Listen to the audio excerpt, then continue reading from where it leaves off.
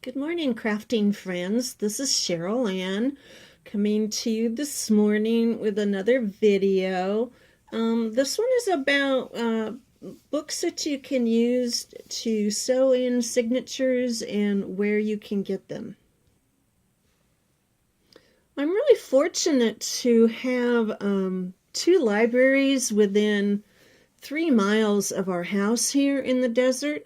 One of them is my own city library. The other one is the city library for the next town. It's a city library. My library here in Palm Desert is actually one of the county libraries, so I can order any book from any of the county libraries and they'll ship it here and I can pick it up. So that's really fortunate. I'm also fortunate in that they have an excellent supply of used books for 50 cents each. I'm currently working on 2 books that will have sewn in signatures. This is my first video using my little tripod, so we'll see how it comes out. These are the signatures. And they only have about 8 pages each. This will be the front and back covers. They only have 8 pages each, so you can see this one has coffee dyed papers, scrapbook papers, a lot of fabric. I'm calling this one green because the cover was green, and as you can see, I didn't cover up the whole cover, and I didn't cover up the spine because it had this beautiful tree on it, and you know, I love nature and everything in nature, so I thought, well, I'll just keep the color and the cover and then just add some fabric. And since I have green, of course, then I had to do blue. So this is one of the books I found at our public library yesterday, and it has 2 signatures, and each one has about 10 pages. And again, I haven't sewn them in yet, but you can see this one doesn't have any coffee dyed paper, but it has a lot of food coloring paper. And again, it has the little dots. I'll have to do a video on how I make this paper with the dots and the splatters on it. But that's another video.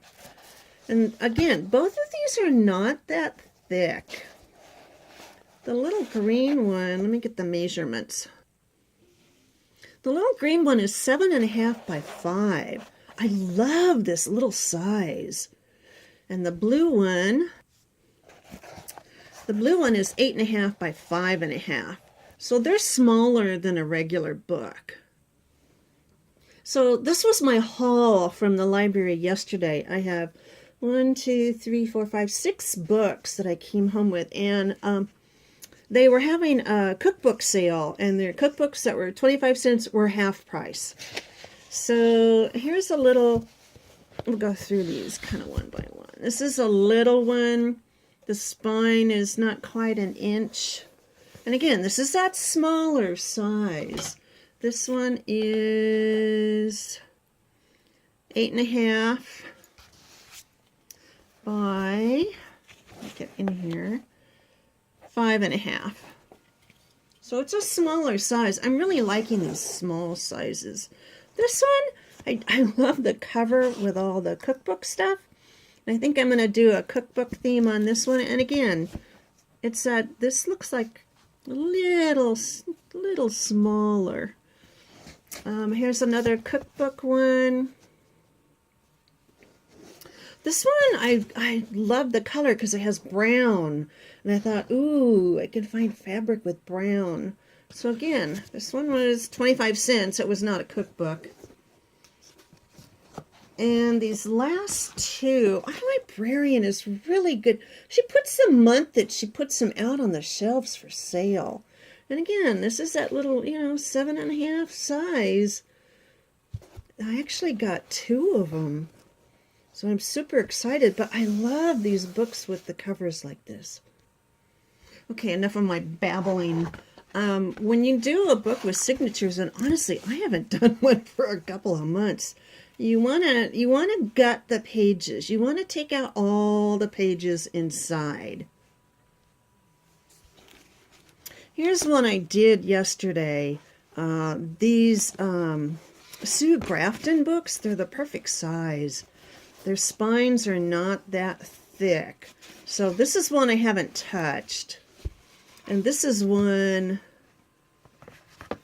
that I gutted yesterday. You can see here where I took the pages out. So what you want to do is, if you can get yourself one of these kits, my husband had this one. He had it in his business days. So I stole it from him. What you want to do is you want to take your book cover, okay, like this, and you want to see if you can loosen it up here on the top, so you can see where the spine is. You want to give that a little. You want to kind of wiggle your finger in there. I'm actually going to grab another book. This is the older books that have the sewn-in signatures are much easier to cut than the glue ones. So look for. Can you see? Give it a minute to adjust. Can you see the sewn-in signatures here? And again, you want to get your finger in here and kind of loosen it up. This book has some scribbles on the back, so I don't feel too bad about gutting it. And it also has a partial page here, so I don't really mind gutting this one. Okay, and then you want to take your cutter and be very careful. I don't like to get my hands or fingers in the way here. Okay, and if it doesn't work the first time, you can go back now and you'll actually see the stitches. Ooh, can you hear that? I'm actually cutting through.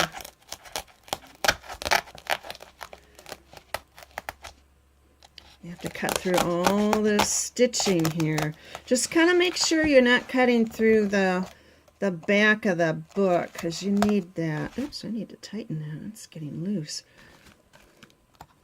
Almost done. Okay, so there. Ta-da! That much is pulled away. Okay, so you can see now that half the book is pulled away. So now we're going to do the back part. I'll try to stay in frame.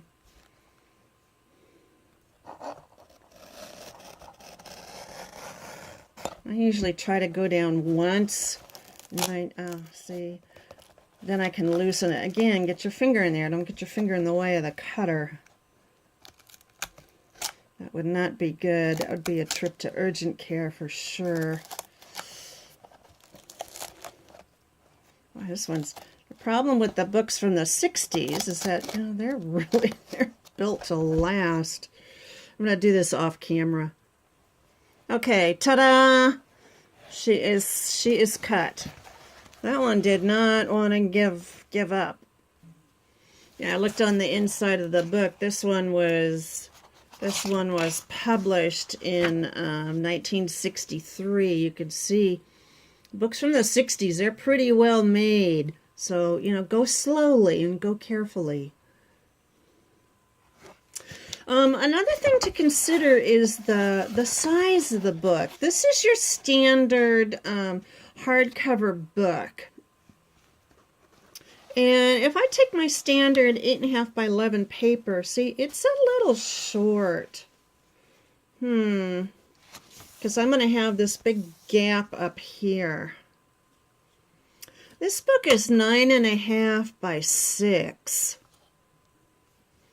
The smaller one that I just gutted is 8.25 by 5.5.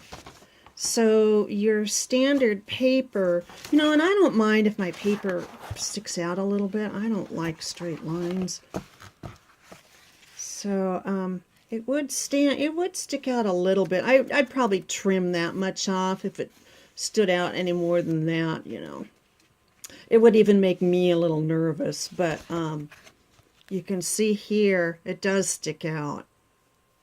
When I did green, I did have to go back with my paper cutter and cut off some of the papers. And, you know, I had already stitched on my fabric. So you might want to think about the size of your papers before you start sewing fabric on them. Now, I have not cut any papers for blue. And, you know, I like the way they look, so I'm not going to cut. See, they're right at the edge. I'm not going to cut any of these. So I guess what I'm trying to say here today is don't overlook books of different sizes. You know, for a long time, I only bought, you know, the standard novel size, 8.5 by whatever it was, 6. But some of these smaller books, see, this is a little Learning to Spell with a real thin spine. This would be a good book to make into a journal and decorate the cover. And then I also found at the library this one, and I was attracted to the coils because these are not plastic, these are metal. And again, it's a book from the 60s. It has gorgeous pages. Oh my gosh, I think I'm going to keep this one for an art journal because these pages, I can glue 2 or 3 of these together and it would make a really, really nice art journal, especially with that binding. Finally, before I go today, please do stop by my Etsy store. It's Deserts and Beyond. We live in the desert, and my husband and I have traveled to places beyond the desert, like the Eastern Sierra and Oregon and all over the West. We're hoping this summer to get up to Oregon and Washington. So please do stop by. I do have journals listed there. You know, I never make the same kind of journal twice, so it's always an adventure for me. So happy crafting. Be careful with those cutting knives. They're really sharp. And if you do cut your cover, sometimes you can salvage it. I cut one last night and the whole thing just fell apart in my hands, so I was not able to salvage it. But if you just have a little cut, you can tape it, you can put fabric over it. So happy crafting, and I'll see you next time. Bye-bye.